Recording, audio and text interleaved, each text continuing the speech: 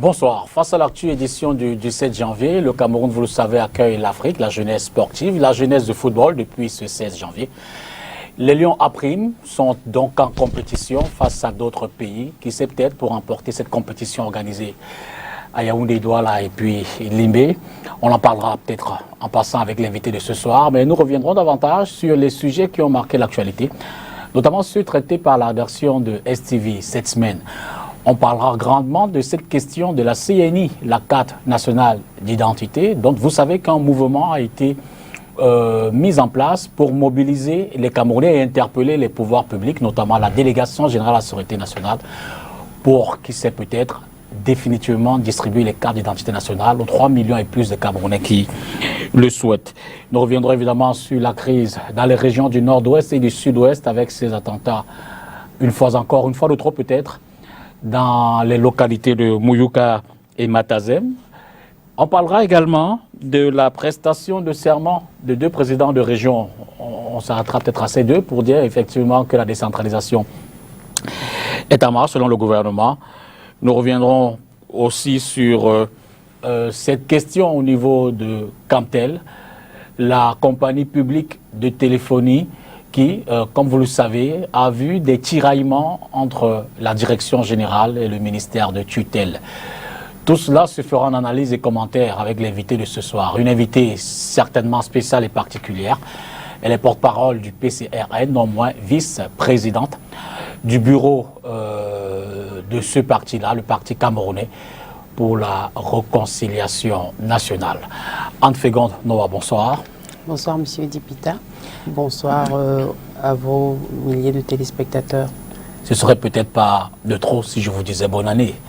Je vous remercie. C'est d'ailleurs l'occasion d'adresser mes vœux de santé, de succès, de bonheur à tous nos compatriotes et à notre pays. En seconde, peut-être le dire en passant, vous étiez au stade hier, vous serez au stade dans les prochains jours. Le CHAN est au Cameroun. Alors, je dois confesser que j'ai renoué avec le football hier après de longues années de rupture, après un événement que je ne veux pas rappeler, un événement tragique. Donc, j'ai renoué avec le football hier. Je n'étais pas au stade, certes, mais j'ai l'intention de suivre cette compétition de près. C'est de mon pays qu'il s'agit, c'est une fête qui nous implique tous, c'est l'honneur du Cameroun même qui est en jeu. Et en tant que patriote, c'est clair que je vais être très attentive à ce qui va se passer. Je vais soutenir et encourager notre équipe pour qu'elle aille le plus loin possible de la compétition.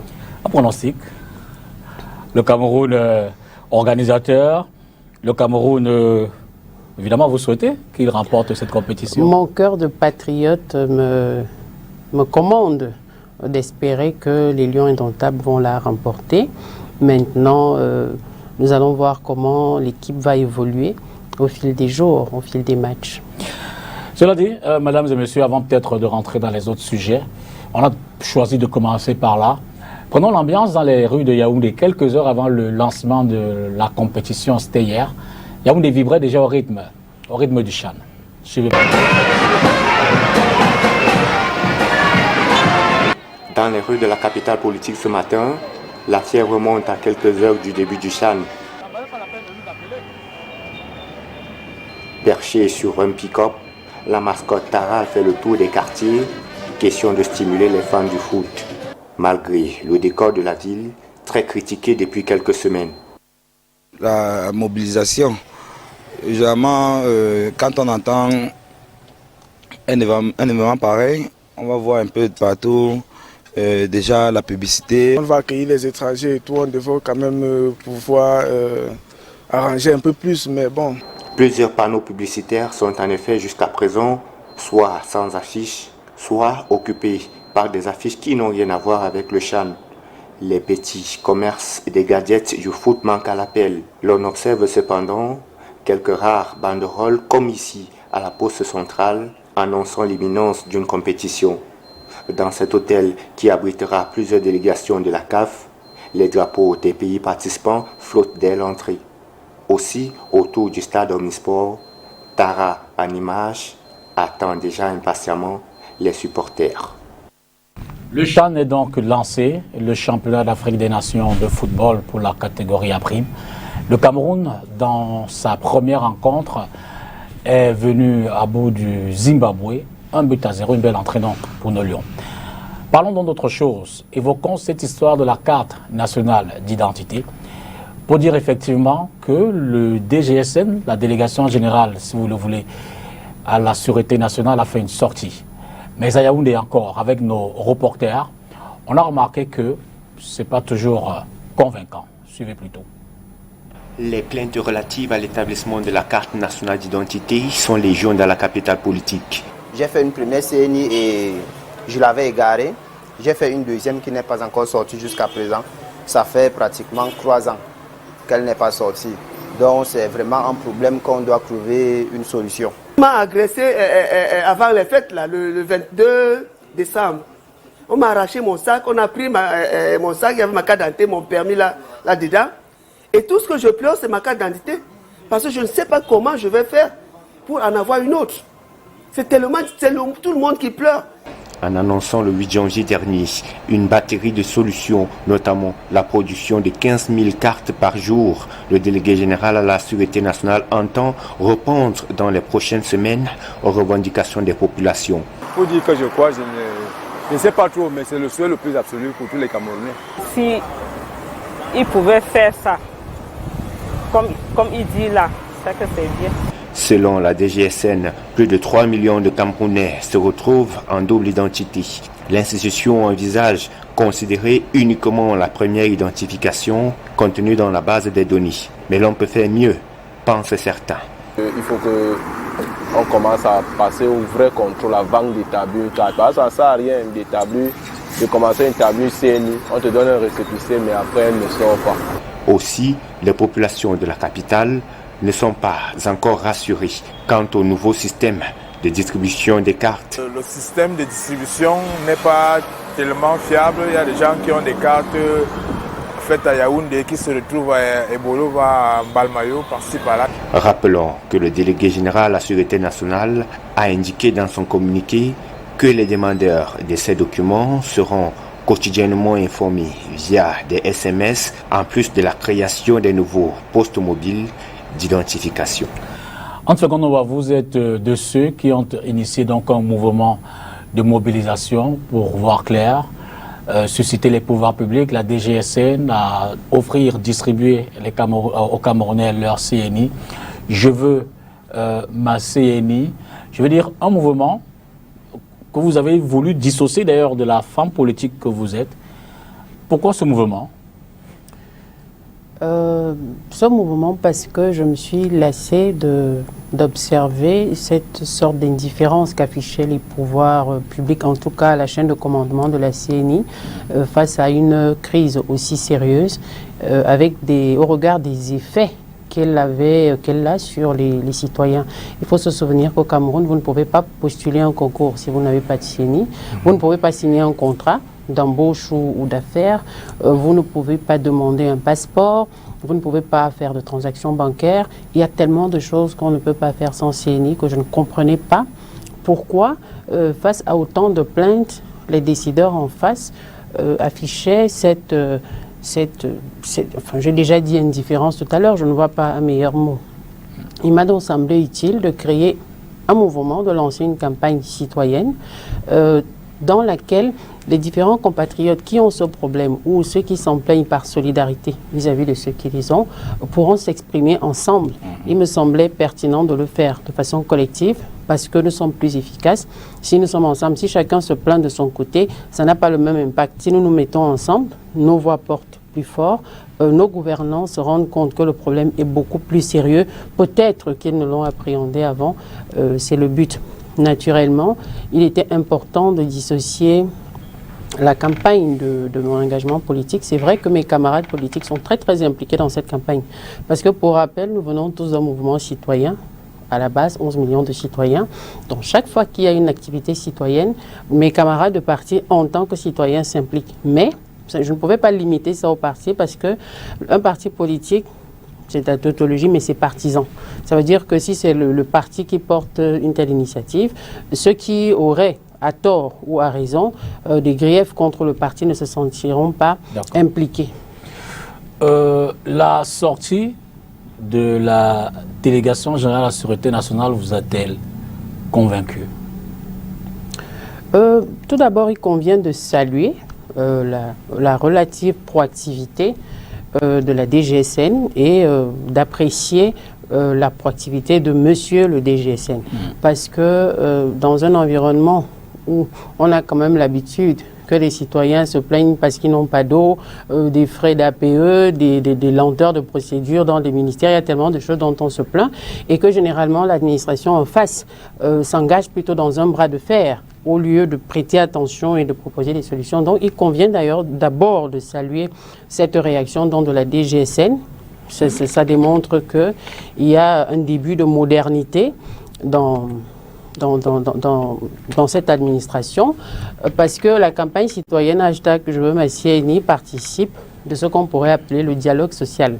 Il est vrai, ce n'est pas au sein d'une entreprise, c'est entre les gouvernants et les populations. Donc ça, c'était appréciable. Maintenant, quant au contenu, je ne suis pas satisfaite. Les citoyens ne le sont pas non plus. Nous avons certes observé quelques changements, quelques améliorations. Déjà, il y a le déstockage du centre de production. Il y a beaucoup de cartes qui étaient produites, qui n'étaient pas redistribuées. Et actuellement, elles sont en train d'être acheminées en région. Ça a déjà commencé. Nous avons observé également que désormais, la DGSN envoie des SMS. En tout cas, quelques compatriotes en ont reçu. Nous avons noté que le site de la DGSN est un peu plus actif que d'habitude. Le numéro 1550, en tout cas le numéro indiqué, lui répond quand il peut, mais de manière générale, il y a quand même une sorte de branle-bas au sein des services d'identification, de la chaîne de commandement de la CNI en général, qui nous laisse penser que les choses vont peut-être bouger. Par ailleurs, dans sa communication, la DGSN a reconnu des retards de production dus au retard de livraison du matériel, au dysfonctionnement interne, ça c'était déjà ça. Mais il y a quand même des points qui ne nous ont pas paru très justes dans la communication de la DGSN, parce qu'il y a un côté culpabilisation des citoyens qui était beaucoup trop poussé. Vous dites qu'ils se sont désengagés. Par exemple, ils ont dégagé leur responsabilité de... Oui, à ce niveau, c'était quand même un peu préoccupant. Ça l'est d'ailleurs toujours. Parce que dire qu'il y a 245 000 CNI qui sont abandonnés dans des commissariats, ça suppose que ces citoyens qui se plaignent, qui se promènent avec des récépissés prorogés au-delà de la durée légale, qui est de maximum 6 mois, donc, ça veut dire que ces citoyens vont au commissariat, vont pour retirer leur CNI, que la police leur propose leur CNI et qu'ils décident de ne pas les retirer. Ils disent prorogez-moi le récépissé et gardez la CNI, ce qui n'est absolument pas pertinent. Donc cette accusation-là, elle n'était pas juste. Il y a autre chose qui a été largement relayée, la double identité. Oui. Parce que ce communiqué a sous-entendu que 3 millions de Camerounais ont, comme on dit vulgairement, coupé leurs âges. Évidemment, nous ne soutenons pas que les gens aillent frauder sur leurs âges. Encore que la loi solutionne ça, le juge solutionne ça, et que ce débat a même évolué au regard du grand nombre de personnes qui sont dans cette situation. Mais la vérité, c'est que beaucoup de cas dits de double identité sont le fait des erreurs matérielles des agents identificateurs. J'ai lancer ce débat sur les réseaux sociaux aussi, et vous n'avez pas idée du nombre de personnes dont les siennes ne sortent pas, parce que l'agent identificateur s'est trompé sur un chiffre, sur une lettre, et puis le processus est bloqué. Vous ne savez même pas où aller. Les personnes dans cette situation vous disent que j'étais au bureau d'identification, on m'a dit d'aller en van, on m'a dit d'aller à la DGSN, de faire une requête. C'est complètement bloqué parce qu'il y a un problème d'anticipation sur ces hypothèses-là. Et dès lors, quelles sont les perspectives que vous envisagez? Je veux dire, lorsque vous mobilisez les jeunes, vous leur faites prendre conscience peut-être de leurs responsabilités éventuellement. Et en face, que dites-vous au pouvoir public qui s'en occupe dans les perspectives? Nous disons au pouvoir public, peut-être pour clarifier, que le but de la campagne, encore une fois, c'est de changer la forme du dialogue social entre les gouvernants et les citoyens. L'objectif n'est pas autre, parce que d'ailleurs, dans la communication de la DGSN, il était suggéré que des acteurs politiques essaierait de détourner ça au profit de... Enfin, comme je suis du PCRN et que j'ai lancé le hashtag, peut-être c'est pour mon parti, ce n'est pas vrai. Et que en plus, ce serait un projet qui viserait à déboucher sur une crise sociale. Non, ce n'est pas vrai. Ça, c'est pas exact non plus. Au contraire, il s'agit de régler une crise qui, elle, est réelle, celle de la CNI, pour éviter donc qu'elle débouche et qu'elle devienne autre chose. Ce que nous disons au pouvoir public est simple. Nous ne sommes pas dans une démarche de... il ne s'agit pas de défier l'autorité de l'État, non. Il s'agit d'appeler la responsabilité. D'ailleurs, l'État, c'est nous tous, y compris nous. Il s'agit donc d'appeler la responsabilité de ceux qui décident, de ceux qui nous gouvernent, de ceux qui représentent les institutions, pour qu'ils cessent d'afficher de la négligence vis-à-vis des causes aussi graves, aussi importantes. Sans CNI, on ne peut pas se prévaloir de sa citoyenneté. On ne peut pas faire un certain nombre de choses, parmi lesquelles quelques-unes que j'ai citées tout à l'heure. Donc, il s'agit de les mettre en branle, de les amener à travailler, à rendre, c'est un service public, certes, mais il est payant. En plus, il faut dire que les citoyens ne mendient pas la CNI, ils payent des frais pour ça. Donc, l'objectif est tout simplement de résoudre la crise de la CNI. La balle est dans leur camp. Et puis nous attendons, nous observons les évolutions, nous apprécions, mais la campagne va tout de même se poursuivre jusqu'à son premier terme, qui est le 4 février, parce que jusqu'ici, les signaux que nous avons ne sont pas suffisamment rassurants. Nous nous laissons le temps d'observer la mise en place d'un certain nombre d'automatismes pour éviter que... Pourquoi le 4 février ? C'est une date piquée au hasard ou alors... Non, j'ai annoncé le lancement du hashtag le 2 janvier et je l'ai effectivement lancé le 4 janvier. D'accord. Et j'avais expliqué à nos compatriotes qui sont impliqués, qui ont voulu s'impliquer dans cette campagne, que nous donnerions d'abord un mois pour observer donc les évolutions. Maintenant, en fonction des évolutions observées, évidemment, si la DGSN avait fait une grande annonce, du genre, donnez-nous, on va prendre ici un mois, le problème va se décanter et tout, nous aurions pu suspendre la campagne et attendre. Mais puisque ça reste encore un peu... Ce n'est pas encore très clair. Nous allons poursuivre jusqu'au 4 février et en fonction des évolutions, d'ici là, nous aviserons. D'accord. Je suggère à présent qu'on parle de notre sujet important, peut-être plus, si on peut prioriser les sujets. Évidemment, c'est la crise dans les régions du nord-ouest et du sud-ouest, une crise sécuritaire avec des relents sociopolitiques. Cette semaine encore, les larmes ont coulé, le sang également. C'était à Moyoka et à Matazem. Reportage. Ces images circulent sur les réseaux sociaux. Le commentaire qui les accompagne décrit une scène qui se déroule dans le village Maoutou, dans l'arrondissement de Mouyouka, département du Fako, région du sud-ouest. Un scénario qui aurait commencé ce 10 janvier 2021 aux environs de 14h30 quand des éléments de forces de défense et de sécurité attaquent la zone. La dite voix fait un bilan de 10 morts, dont des femmes et des enfants. Elle continue en appelant à une intervention de la communauté internationale pour que cessent les violences. Difficile de comprendre ce qui s'y est réellement passé. Au moment où nous rédigions ce reportage, le gouvernement n'a pas encore fait de communiqué à ce sujet. Par contre, au sujet de l'attaque de ce 8 janvier 2021 dans la zone de Matazem, à cheval entre les régions du nord-ouest et de l'ouest, le ministre de la Communication a signé un communiqué. On peut y lire que vendredi à l'aube, des éléments des bandes armées sécessionnistes ont attaqué un poste de contrôle militaire à Matazem dans le département de la Mézam. Le document signé du porte-parole du gouvernement, René Emmanuel Sadi, fait un bilan de 6 morts, dont 4 éléments de force de défense et 2 civils. Le 6 janvier dernier déjà, à une quarantaine de kilomètres de Bamenda, 4 militaires ainsi qu'une journaliste par ailleurs déléguée de la communication pour la Momo avaient péri dans l'explosion d'une bombe au passage du convoi du préfet de la Momo. Depuis le début de cette crise dans les régions du nord-ouest et du sud-ouest, de nombreuses ONG ont recensé plus de 3000 morts et plus de 700 000 personnes qui ont dû fuir leur domicile. Évidemment, des statistiques qui ne rassurent pas systématiquement. Encore des morts, des déplacés, des familles sans abri. C'est clair que cette crise, évidemment, mobilise des Camerounais d'ici et d'ailleurs. Anne Fegante, y a-t-il quelle autre initiative? Je veux dire, on a le sentiment qu'on en a parlé sur tous les plans, tous les angles, tous les volets, mais sur le terrain, on ressent encore cette pesanteur, cette insécurité qui, évidemment, n'est pas pour rassurer les populations.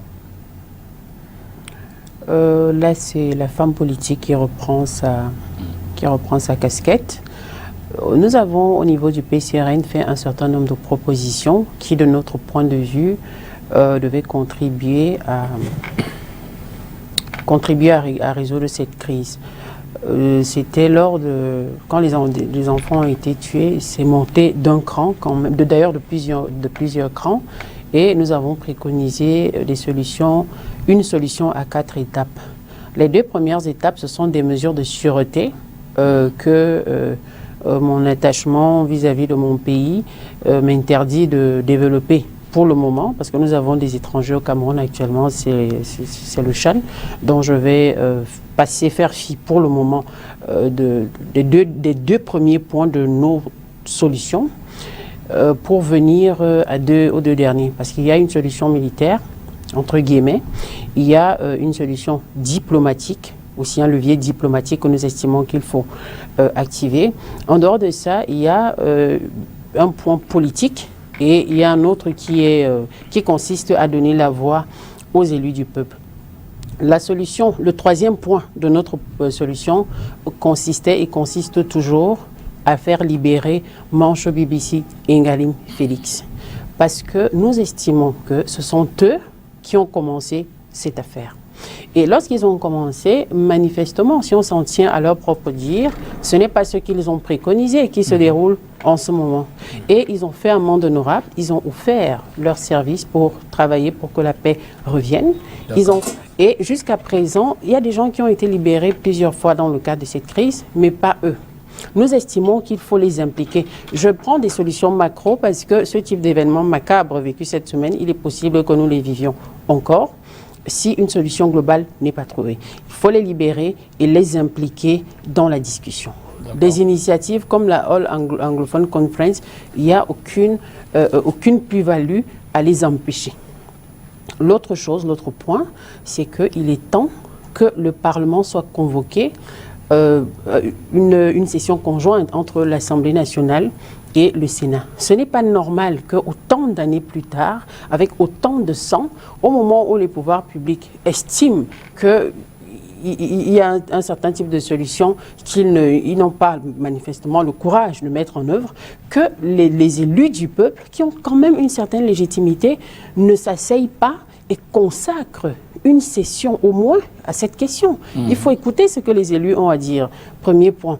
Cette session consisterait en quoi? Elle consisterait d'abord à faire l'état de lieu de ce qui a été fait. Parce qu'il faut se souvenir quand même qu'au début de cette crise, il y a un certain nombre de préoccupations qui avaient été exprimées. Pour certaines, elles ont été adressées.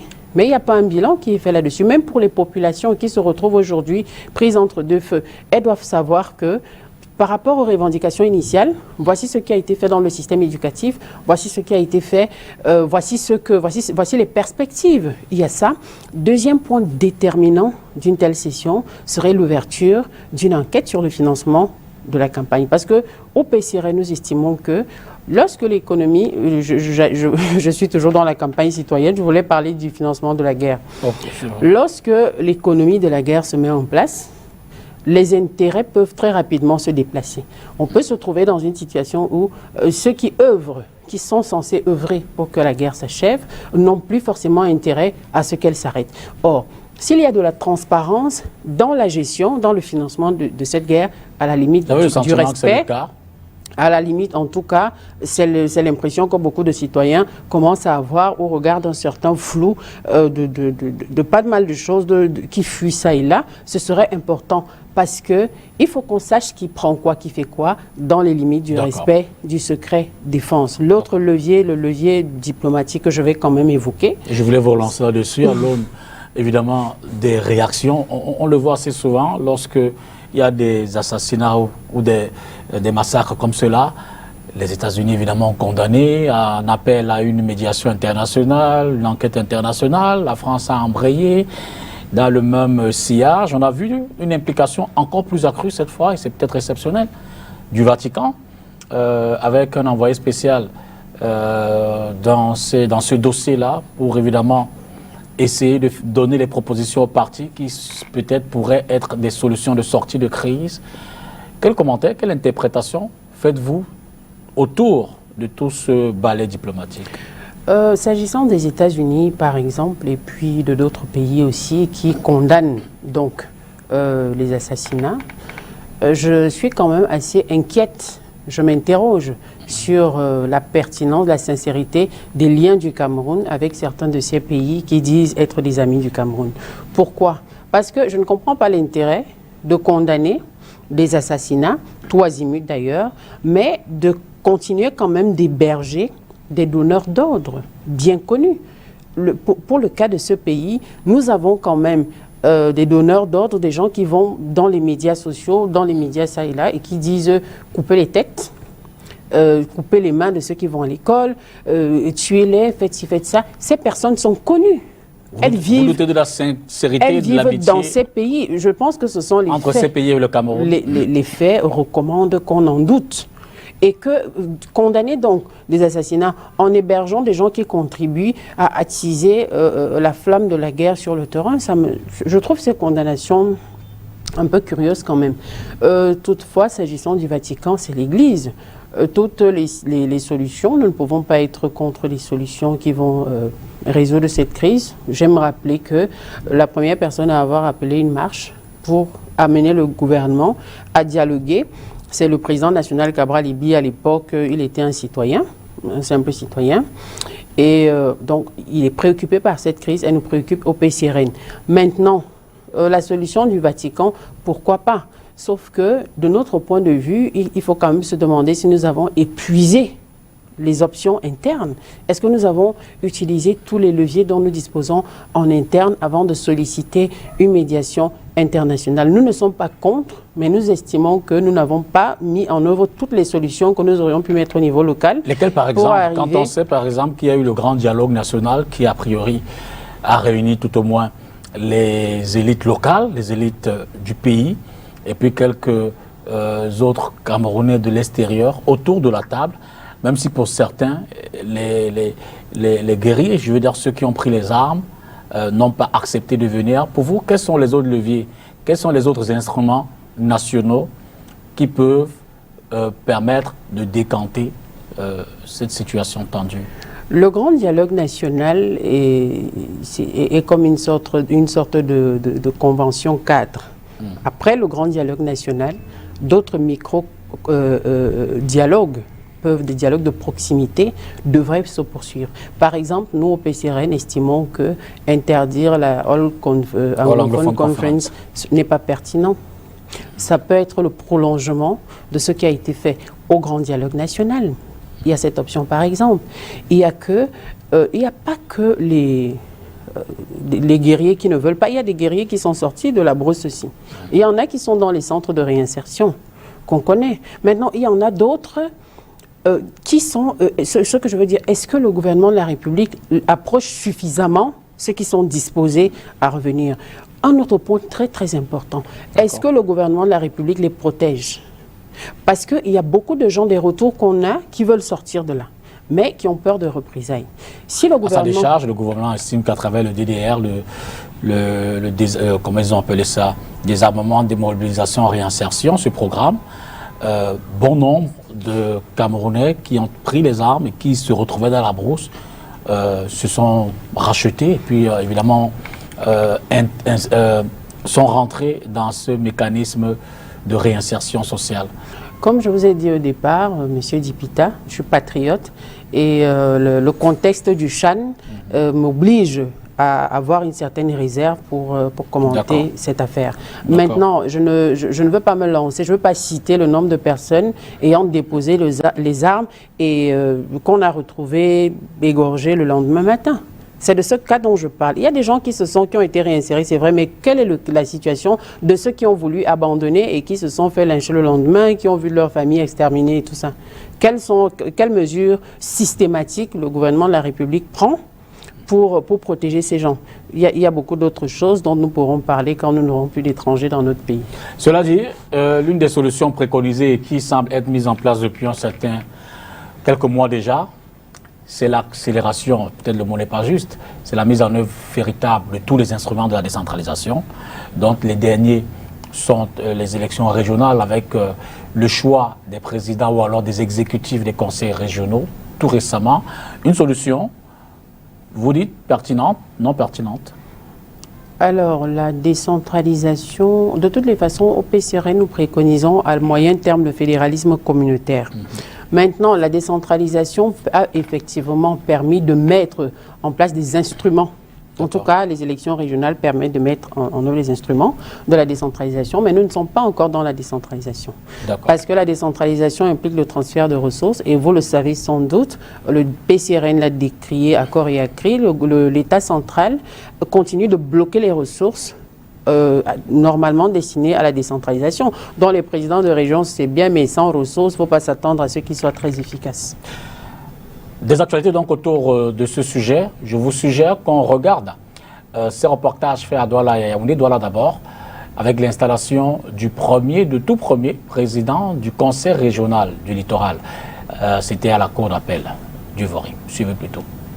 Audience solennelle ce 14 janvier 2020 à la cour d'appel du littoral à Douala. Un exercice symbolique qui permet à Polycarpe Mbanlok de prendre fonction en tant que premier président du conseil régional du littoral. Jure sur l'honneur et m'engage à servir les intérêts de la région et à remplir loyalement et fidèlement mes fonctions sans discrimination ni favoritisme dans le respect de la loi et conformément aux valeurs de la démocratie, aux principes de l'unité et de l'intégrité de la République. Une mission qu'il doit remplir au mieux au risque de recevoir des sanctions telles que le prévoit le Code général des collectivités territoriales décentralisées. Bien que symbolique en apparence, le rituel auquel vous vous êtes soumis est en définitive riche de signification et vous engage à plus d'un titre. Donnant raison à François Consard, qui soulignait que le serment ne peut être facile qu'au parjure. Surtout que la loi n'a pas manqué de prévoir un éventail de sanctions à l'égard de l'élu local pour des manquements relevés dans l'exercice de cette fonction, ainsi qu'il ressort l'article 314 du Code général des collectivités territoriales décentralisées. C'est après la session de plein droit du Conseil régional du 22 décembre 2020 que Polycarpe Mbanlok est élu ainsi que les membres du bureau régional. C'est un ancien député du Rassemblement démocratique du peuple camerounais pour la Sanaga maritime, membre du comité central du RDPC et opérateur économique.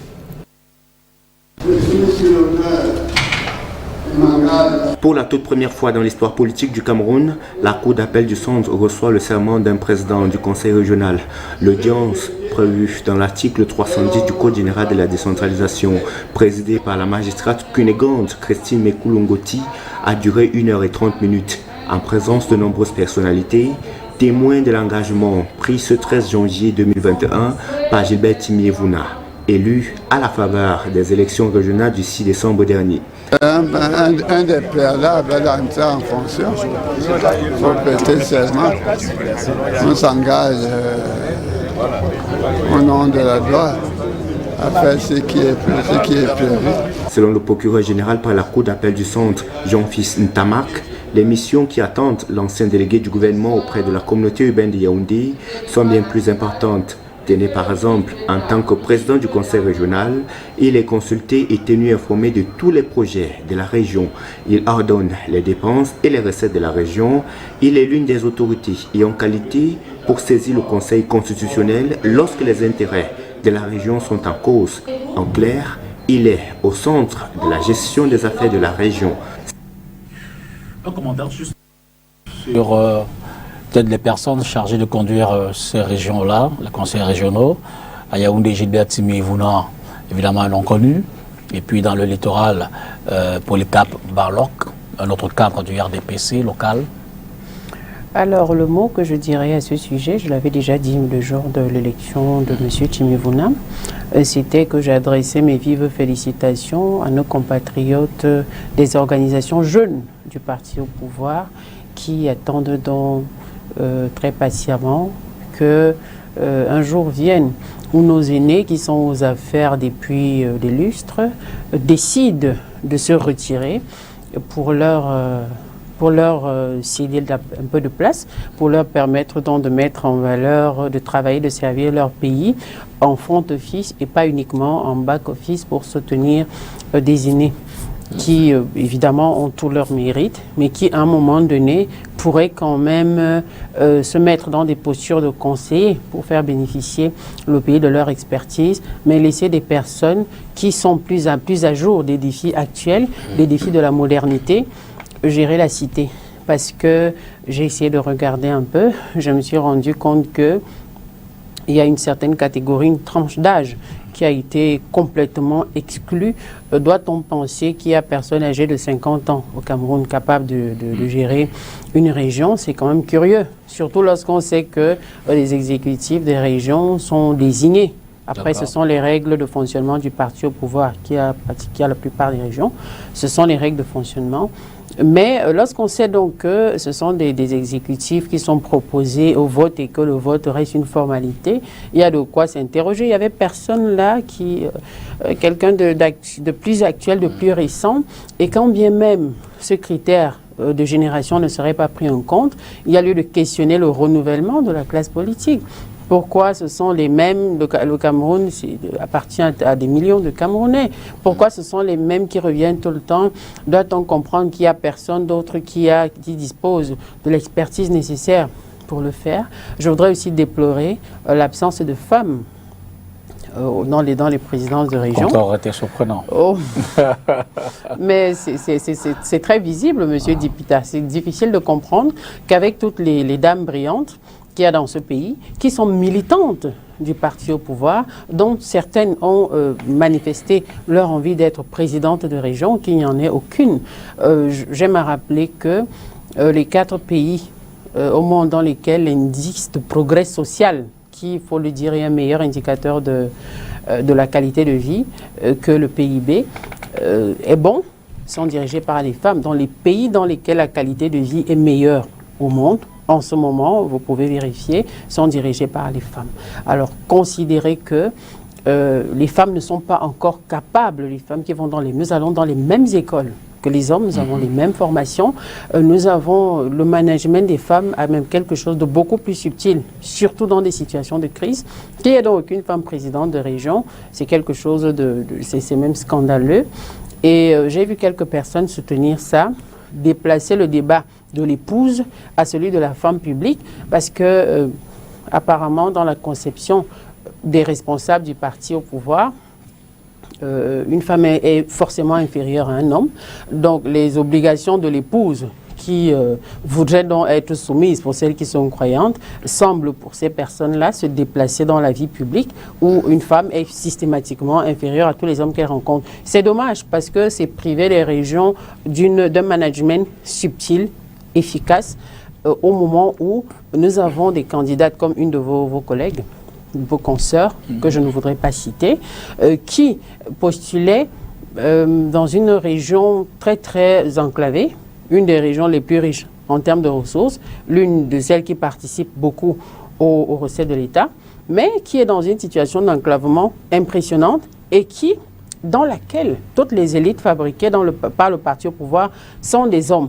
Donc, ce sont les commentaires que je peux faire. Exclusion des jeunes, exclusion des femmes, en plus du fait que je doute d'une véritable efficacité pour le moment à court terme lorsque le transfert de ressources n'est pas complet, n'est pas véritablement effectif. Vous parlez des femmes, évoquons peut-être celles qui s'étripent aussi. Parlant de Camtel, il y a cette situation très attendue qui traîne le lancement évidemment de l'option commerciale de la téléphonie pour l'opérateur public, le mobile, qui ne semble pas faire des heureux dans cet environnement. Pas plus tard que récemment, le ministre des Postes et Télécommunications, les bombes, les liquins, a froidement interpellé le directeur général de cette compagnie-là. Et évidemment, la réaction du directeur général est restée muette. Vous dites que les femmes, dans ce débat, c'est plus technique qu'autre chose. Déjà, pour le cas que vous citez, je trouverais un peu réducteur que le conflit entre Lamine Postel et la DG soit relégué à leur statut, à leur genre. Je ne pense pas que c'est ça. C'était juste une transition. Évidemment, loin de là mon intention. Je ne vais pas me faire prendre les femmes ce soir. Non, vous êtes toujours super sympa avec les dames. Je dis ça juste pour vous titiller un peu. Alors, ça, c'est un sujet qui me préoccupe énormément. Depuis un peu plus d'1 an, je n'ai pas cessé d'interpeller, enfin je fais partie de ceux, parce que je ne suis pas seule, qui interpellent régulièrement Madame la DG de Camtel sur l'absence de Camtel Mobile, sur le fait que le Cameroun n'est pas une compagnie de téléphone mobile. Donc régulièrement, dans plusieurs types de sorties médiatiques, des sorties écrites, etc., je me posais cette question, je l'interpellais par rapport à ça. Alors au moment où cette dame prend la courageuse décision de briser donc ce qui semble être un interdit, nous comprenons d'où vient le problème. En tout cas, il y a peut-être des problèmes inhérents à l'entreprise, mais aujourd'hui, nous comprenons que c'est beaucoup plus grave que ça. Première chose, je voudrais apporter mon soutien à Madame la directrice générale de Camtel, en ce qui concerne spécifiquement le cas de Camtel Mobile. Je ne parle pas des autres services de Camtel qu'on pourrait questionner. En ce qui concerne Camtel Mobile, elle a tout mon soutien. Je félicite son courage, je félicite l'initiative qu'elle a prise, qui a permis donc de mettre certaines tares de notre système en exergue. La première chose qu'il faut noter, c'est que ce qui se passe avec Camtel n'est pas inhérent à Camtel. C'est un problème relatif aux entreprises publiques en général. Le gouvernement de la République a décidé de réorienter l'économie, le modèle économique de notre pays. Il a décidé de créer de nouvelles poches de recettes, de collecte des recettes pour l'État, en arrimant les entreprises publiques au mode de gestion des entreprises privées. Le véritable problème, c'est que les pouvoirs, l'État central ou alors le gouvernement central n'arrive pas à rompre le lien de consanguinité qui existe entre lui-même et les entreprises publiques. Une entreprise qui a vocation à faire des bénéfices fonctionne selon les règles du marché. C'est une entreprise publique qui va certes intégrer deux aspects spécifiques, mais elle a besoin de faire des bénéfices, elle a des règles, elle fonctionne dans un marché. Il faut rappeler que parmi les opérateurs de téléphonie mobile qui sont au Cameroun, il y a une de ces sociétés qui appartient à un pays. C'est une entreprise publique, c'est le démembrement d'une entreprise publique dans un autre pays, mais qui est extrêmement offensive sur le plan commercial dans le pays. Une entreprise qui doit produire de l'argent ne s'accommode pas des pesanteurs de l'administration publique, des conseils d'administration saturés, avec des effectifs pléthoriques de personnes qui n'ont rien à voir avec ce qui se fait là, qui ne comprennent pas forcément, dont quelques-unes viennent pour décharger les perdièmes, tout simplement. Lorsque, il faudrait le clarifier, la tutelle technique, si la tutelle technique se comporte comme le patron de l'entreprise publique, quelles sont ses prérogatives claires? Il faut le savoir. Si Camtel, c'est une direction du ministère du Mine-Postel, on comprendrait. On pourrait comprendre que le PCA de Camtel soit le SG du Mine-Postel, dont le collaborateur de Madame la ministre. On pourrait comprendre que Madame la ministre elle-même soit donc la patronne de la DG de Camtel. Évidemment, l'administration de tutelle, mais la tutelle est là pour... Parlons de tutelle technique, je me serais attendu qu'on questionne les équipements ou alors qu'on accompagne l'amélioration des équipements, mais les griefs que j'ai lus dans la correspondance semblent relever de l'ART, des prérogatives de l'ART, le régulateur, qui a pourtant donné les licences, tous les OK qu'il fallait.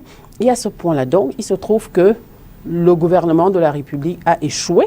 Une fois de plus, la DG a pu se désengager. Aujourd'hui, on sait que le problème ne vient pas d'elle, mais ce sont les pouvoirs publics qui empêchent le développement, la productivité des entreprises publiques à cause donc de ces multiples pesanteurs. Par ailleurs, il faut reconnaître que les compagnies de téléphonie mobile aujourd'hui sont une véritable niche économique et que dans ce secteur, les multinationales sont très offensives aussi. Et que ces multinationales, ce n'est pas qu'au Cameroun, dans les pays où elles se trouvent, elles ont toujours œuvré, je parle particulièrement des multinationales occidentales, elles ont toujours œuvré pour que les entreprises de cette nature ne soient pas opérationnelles. Maintenant, il faut savoir quelles sont les influences qui sont derrière cette décision du gouvernement de la République d'empêcher le lancement de Camtel Mobile. Vous le dites de façon voilée, qu'éventuellement la concurrence se mobilise pour empêcher que cette initiative... Je ne le dis pas de façon voilée. Je le dis de façon claire. La concurrence, avec la complicité du gouvernement de la République, empêche le lancement de Camtel Mobile. C'est mon analyse de la situation. Parce qu'on ne peut pas expliquer que le trésor public camerounais soit volontairement privé de nouvelles recettes, d'autant de recettes. On voit des gens, lorsqu'on parle de niches économiques au Cameroun, on parle des mines, on parle de beaucoup de choses, mais on ne parle peut-être pas suffisamment de la téléphonie mobile et de tous les services dérivés. Donc ce n'est pas voilé, je dis que la concurrence et le gouvernement central, avec la complicité du gouvernement central, j'entends par là le gouvernement et ses démembrements en dehors de l'entreprise publique Camtel, semblent s'être mis d'accord pour empêcher le lancement de Camtel Mobile, priver les citoyens camerounais de consommer local, d'être fiers de consommer un produit local, de contribuer aux recettes de l'État. Ça ne peut pas s'expliquer autrement. C'est ce que la situation nous commande de conclure. Évoquons en passant peut-être deux autres sujets qui ont marqué l'actualité de cette semaine. D'abord, cet audit qui était, ou alors qui reste très attendu de l'opinion publique camerounaise, mais c'est davantage et certainement ceux qui y ont contribué. Initiative, il y a quelques mois déjà, lancée par le MRC, Survie Cameroun, qui, comme vous le savez, était censé mobiliser un certain nombre de fonds, matériels et immatériels, de fonds financiers également, pour soutenir la lutte contre la Covid-19 au Cameroun. Un audit avait été annoncé. Pour l'instant, il n'est pas encore fait. Suivez ce reportage à Yaoundé. Mars 2020, le président du mouvement pour la renaissance du Cameroun annonce dans un communiqué abondamment relayé sur les réseaux sociaux le lancement d'une opération de collecte de fonds dans le cadre de la lutte contre le coronavirus. L'opération est baptisée Survie Cameroun Survival Initiative et affole le pouvoir en place qui a auparavant lancé une opération similaire dotée d'un budget d'1 milliard de francs CFA. Au sein du Sérail, l'on considère la collecte de fonds du MRC comme une défiance contre les institutions. En réponse, le ministre de l'administration territoriale monte au créneau le 7 avril et interdit l'initiative du MRC qu'il juge illégale. Face au refus du MRC de s'exécuter, Paul Tangandi saisit le ministre des Finances et l'Agence nationale d'investigation financière pour l'ouverture d'une enquête sur cette opération soupçonnée de blanchir de l'argent. En outre, le MINAT demande à son collègue ainsi qu'aux opérateurs de téléphonie et banques qui hébergent les comptes de l'initiative de geler les fonds déjà collectés. Les comptes gelés au niveau national, le MRC poursuit cependant l'opération au niveau de la diaspora. Selon certaines indiscrétions, les fonds de l'initiative auraient été logés dans des comptes d'une personne physique, Henri Ndjoko, le représentant Europe du MRC. Dès lors, la collecte peut donc se poursuivre. Les contributions viennent tous les jours des 4 coins du monde. Selon les premiers bilans rendus publics par le coordonnateur de l'opération Christian Penda Ikoka, 721 millions de francs CFA ont pu être collectés. 140 000 flacons de gel hydroalcoolique et 300 000 masques ont été distribués aux Camerounais. Un lot de matériels médicaux commandé à l'étranger est par ailleurs attendu pour être distribué dans les hôpitaux.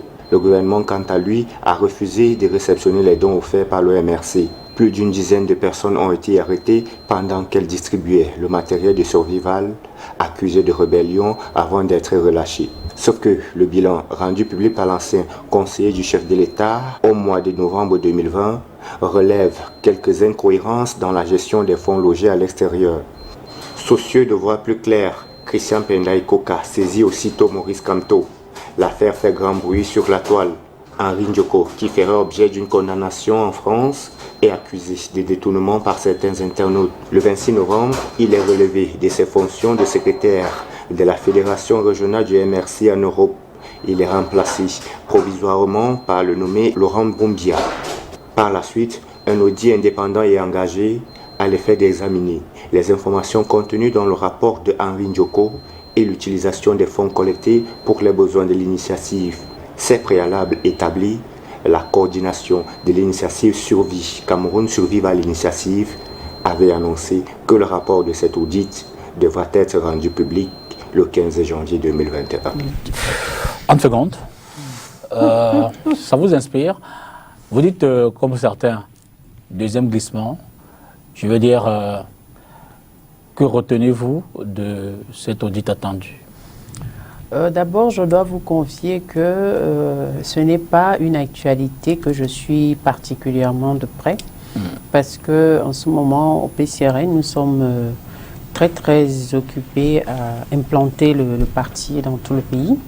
Moi-même, j'ai en dehors de mes responsabilités au niveau du bureau national, du bureau politique, j'ai une responsabilité locale qui consiste à implanter le PCRN dans 74 villages de Monatélé avant le 20 mai. Donc ça m'occupe énormément. Il y a également la campagne citoyenne du hashtag Je veux ma sienne qui, elle, est transpartisane, qui me prend beaucoup de temps parce qu'il n'y a pas une grande organisation autour. C'est quelque chose de spontané, donc il y a beaucoup de choses dont je dois m'occuper moi-même. Donc ce n'est pas l'actualité vous avez parlé du glissement du rapport d'audit. Je dois confesser que ce n'est pas une actualité que je suis particulièrement maintenant. Si des fonds sont collectés et que l'opinion, pour une raison ou une autre, l'opinion attend un rapport, attend un compte rendu, c'est tout à fait normal que l'opinion attende, surtout des acteurs politiques. Vis-à-vis des acteurs politiques, l'opinion a tendance à être beaucoup plus exigeante dans un environnement où le parti au pouvoir n'a pas bonne presse en matière de gestion de fonds, etc. dont l'opinion a tendance à être un peu plus exigeante vis-à-vis des partis d'opposition. C'est donc tout à fait légitime qu'elle attende de ce rapport. Maintenant, quelles sont les contingences internes que le MRC rencontre à ce sujet, ça je ne peux pas le savoir parce que pour la première raison que je vous ai donnée tout à l'heure et simplement parce que n'étant pas militante de ce parti, n'étant pas dans l'organisation, je ne sais pas exactement ce qui se passe en interne. Donc je ne peux que leur souhaiter qu'à un moment ou à un autre, les citoyens, particulièrement ceux qui ont cotisé et qui attendent donc un rapport, qu'ils le sortent à un moment donné pour les rassurer. J'en sais quelque chose. J'en sais quelque chose parce que nous avons plusieurs fois lancé des collectes, nous aussi, au niveau de mon parti, pour financer la caution du président national et pour d'autres choses. Et nous avons été extrêmement attaqués sur la gestion. Heureusement, nous avons pu reconstituer toute la comptabilité. Lors de la présidentielle de 2018, par exemple, le président national Cabral Libi est le seul candidat à la présidentielle qui a donc rendu public ses comptes d'emploi. Il a d'ailleurs remis tous les documents à un de vos confrères sur une autre chaîne de télé. Nous avons publié sur les réseaux sociaux, etc. à cause justement de la volonté d'être transparent et de cette pression-là dont je comprends que le MRC doit être en train de subir une pression énorme en ce moment pour ça. Je lui souhaite donc à un moment donné de mettre ces informations à la disposition de ceux qui attendent pour lever tout doute. Parce que les questions financières, ça suscite toujours beaucoup de passion. D'accord. Évidemment, certains internautes, très souvent pro-gouvernement, s'amusent à faire des parallèles entre gestion suspecte Covid au ministère de la Santé, dénoncé ou alors interpellé plusieurs fois par l'honorable Nitieux, et d'aucuns pensent également à une suspicion autour de la gestion de ce Covid au sein de Survie Cameroun. Vous jouerez pas les suspects? Comme je vous ai dit avant, je suis du genre à me focaliser sur ce qui m'apporte quelque chose dans mes propres objectifs. Je vous ai énuméré un peu les objectifs du PCRN tout à l'heure. J'ai réitéré la campagne citoyenne dont la suspicion, en ce qui concerne le gouvernement, de toutes les façons, c'est établi. Nous savons tous que nos décideurs n'ont pas de très bonnes relations avec l'argent. Pour la plupart, ça c'est déjà connu. Maintenant, et je suis fondé même à demander des comptes au gouvernement de la République. Maintenant, en ce qui concerne le MRC, je n'en sais pas plus que ça, mais je l'ai déjà dit, l'opinion attend beaucoup des acteurs politiques. Donc, ceux qui attendent le rapport, je souhaite qu'ils finissent par l'avoir. Une dernière actualité traitée cette semaine, les 50 ans de la disparition de Ernest Ouandjé, vous le savez, l'une des têtes de proue de l'UPC, à l'époque évidemment de la lutte pour les indépendances dans les pays africains, notamment le Cameroun. Tous ceux qui se reconnaissent de cette idéologie, de ce parti, ont donc commémoré sa mémoire. C'était le 15 janvier 2021. Suivez plutôt. Déclaré héros national par l'Assemblée nationale le 27 juin 1991, Ernest Ouandié a, selon la loi le réhabilitant, œuvré pour la naissance du sentiment national, l'indépendance ou la construction du pays, le rayonnement de son histoire ou de sa culture. Grande figure de la lutte pour l'indépendance du Cameroun et des premières années de la République du Cameroun, Ouandié est né en 1924 à Badoumla, c'est dans la région de l'Ouest. 5e d'une fratrie de 7, c'est un enseignant de formation qui fera le tour du Cameroun au gré des affectations qualifiées de disciplinaires du fait de ses positions politiques. En effet, militant de l'Union des populations du Cameroun dès 1948, il a, à chacune de ses mutations, implanté son parti. Camarade Émile, comme l'appelaient ses camarades de parti, est connu comme celui qui a tenu tête à Léopold Sédar Senghor, venu demander aux Camerounais d'abandonner leurs revendications d'indépendance. Face aux répressions du gouvernement, l'UPC taxé d'illégal, Ernest Ouandié va entrer dans la clandestinité. Il va s'exiler à Koumba, puis Khartoum au Soudan, au Caire en Égypte, à Conakry en Guinée et à Accra au Ghana. Alors qu'on lui promettra la vie sauve s'il sortait du maquis, Ernest Ouandié va le 19 août 1970 se rendre au commandant de brigade de Mbanga. Il passe devant le tribunal militaire le 26 décembre 1970 pour atteinte à la sûreté de l'État et complot contre le président Ahidjo. Condamné à mort le 5 janvier 1971, il sera fusillé le 15 janvier de la même année à Bafoussam sur la place publique. Vous le ressentez en une minute, est-elle encore présente dans les luttes politiques aujourd'hui, dans les batailles que vous menez tous les jours? Oui, parce que d'ailleurs, vous me rappelez là une communication faite il n'y a pas très longtemps sur l'upécisme, ce que nous appelons au PCRN l'upécisme.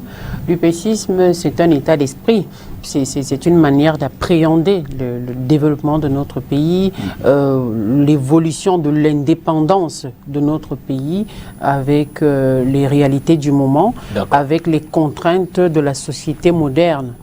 Donc oui, le combat de l'UPC était simple. Il voulait d'abord la réunification du Cameroun, parce que c'est une revendication qu'on a tendance à oublier, et l'indépendance du Cameroun. Maintenant, l'indépendance a été proclamée. Est-elle complète? Il faut la parachever. Merci infiniment, Anne-Fégon Noah, de vous être arrêté ce dimanche pour évidemment commenter et analyser l'actualité de la semaine telle que traitée par la rédaction de STV. Je vous remercie de m'avoir invité. Je remercie également tous les téléspectateurs qui nous ont regardés, qui ont suivi cette émission. Encore une fois, Happy New Year everyone. Happy New Year à vous aussi. Merci. Et évidemment, nous allons souhaiter une bonne continuation de la compétition. C'est l'actualité majeure de l'heure. Anneau Lyon A' dans ce CHAN organisé au Cameroun.